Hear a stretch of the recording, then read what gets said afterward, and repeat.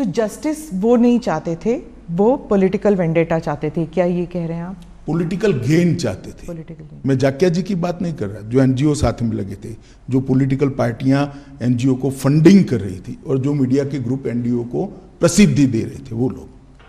Sir मुझे बताइए कि 2002 के बाद और इस न्यायिक प्रक्रिया के बाद क्या लेसन्स हैं, क्योंकि मंथन तो होता है आपकी पार्टी में और गवर्नमेंट में भी, सरकार में भी, तो क्या लेसन्स आप सीख चुके हैं इससे, क्या कि ऐसे अब कभी ना हो?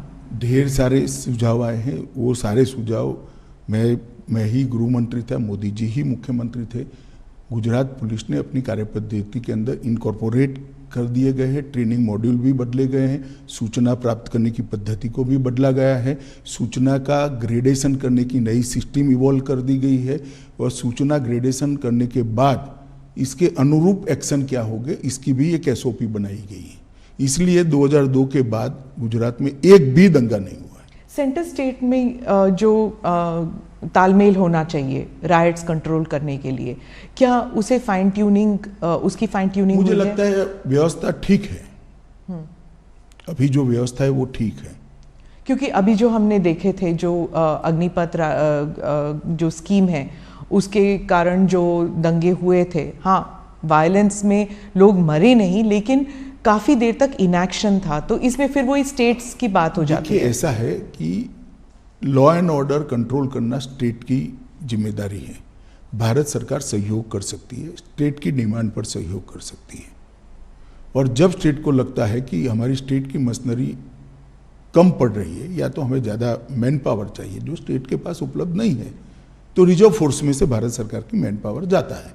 ये व्यवस्था बहुत परफेक्ट है और हर स्टेट में कमोबेश भारत सरकार के सीएपीएफ्स के बटालियन लगे हुए हैं, तो कहीं और से नहीं लाना है। मानो बिहार है तो एसएसबी हमारी तुरंत घंटों में पहुंच सकती है। पर उसमें भी कहा जाता है कि पॉलिटिकली हो जाता है मोटिवेट, जैसे ममता जी कहती हैं कि जो सेंट्रल फोर्सेस हैं वो पॉलिटिकल आदेश पर काम करती हैं। स्मिताबेन, ममता जी को ना आप समझा सकते हो ना मैं समझा सकता हूँ, छोड़िए, इसके आधार पर एडमिनिस्ट्रेशन कैसे तय होगा। पॉलिटिकल बातें करने के लिए हर एक को इस देश में स्वतंत्रता है।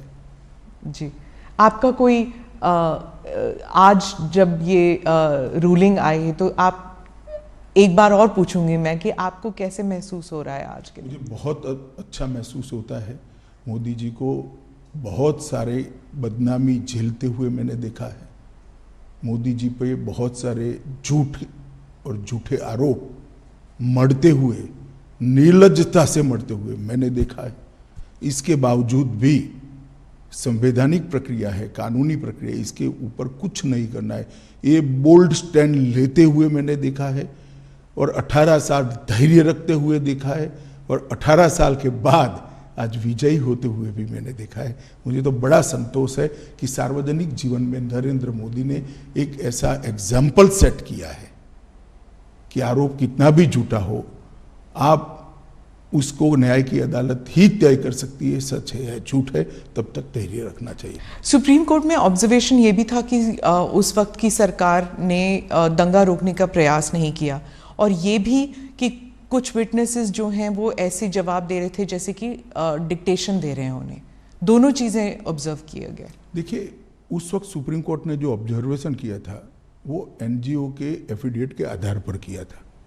इसकी जांच के लिए एसआईटी बनाई थी, एसआईटी ने अपनी रिपोर्ट दे दी और आज जो जजमेंट आया उसमें सुप्रीम कोर्ट ने कहा है राज्य सरकार ने दंगा रोकने के लिए भरसक कोशिश की, राज्य सरकार ने उचित समय पर उचित कार्यवाही कर कम नुकसान में दंगों को समाप्त किया, और राज्य सरकार ने सुप्रीम कोर्ट द्वारा दी गई विटनेस प्रोटेक्शन की स्कीम को पूरा का पूरा फुल स्टॉप कॉमा में पूरा किया है।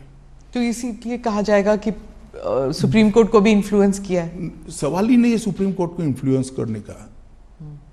आप आरोप लगाने के लिए तो कोई भी कुछ भी लगा सकता है, परंतु आप जजमेंट पढ़ेगी, मेरे हिसाब से 300 से ज़्यादा पेज का जजमेंट है, और हर आरोप को सुप्रीम कोर्ट ने गोलमोल नहीं किया है, डील किया है, किस आधार पर ये करा है। सामने से श्री कपिल सिब्बल ने बहुत सारे आर्ग्यूमेंट्स किए हैं, ऐसा नहीं है। ये इतने सालों से लड़ा जाने वाला केस है सुप्रीम कोर्ट में, 7 साल तक केस चला है और हर बार पूरे पूरे दिन सुनवाइयां हुई है। ये तीनों बातों को सुप्रीम कोर्ट ने स्पष्ट किया है कि राज्य सरकार ने भरसक कोशिश की, उचित समय पर उचित निर्णय लेकर इसको कम नुकसान में दंगों को समाप्त करा।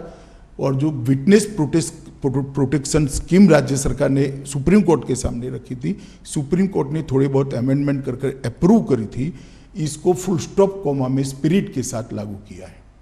और मोदी जी के लिए भी कहा कि मोदी जी ने बार बार दंगा रोकने के लिए मीटिंगें भी करी, अपीलें भी करी, सार्वजनिक अपीलें भी करी और स्थान पर भी गए। ये सभी चीज़ों को आज सुप्रीम कोर्ट ने नोट किया है। तो मैं मानता हूं कि एक भी आरोप जो एनजीओ ने लगा था वो टीका नहीं है।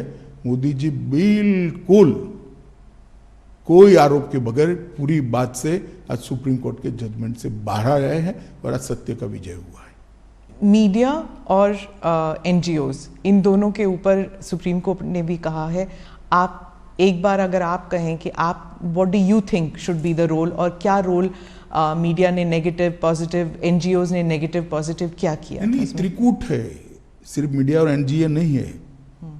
पॉलिटिकल पार्टियां भी जो एनजीओ को नर्स करती है वो भी है, आप इसको मत छोड़िए। तो आप व्हाट डू यू थिंक कि क्या इससे कोई लर्निंग लेसन्स मिलेंगे? मैं तो मानता हूं ये देखकर सबने आत्मचिंतन करना चाहिए।